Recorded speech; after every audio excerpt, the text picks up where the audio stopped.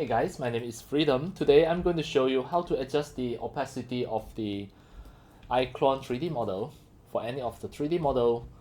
Let's say this is a human 3D model. If I want to adjust the opacity, I already double click it, then go to the other modify, click here.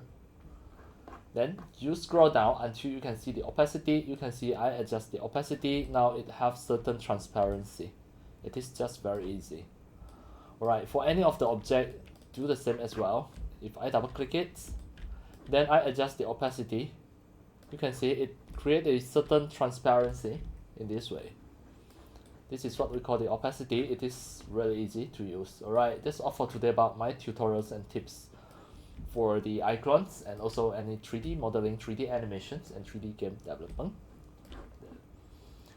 That's all for today. Thank you for watching. If you love my videos, tutorials, and sharings, if you feel all these tutorials and sharings are very helpful to your 3D modeling, 3D animations, and 3D game developing, you can subscribe to my YouTube channel and also turn on the mini bell and select all so that when next time I publish a new videos, tutorials, or sharings, you will receive a notification immediately. See you in my next video. Enjoy!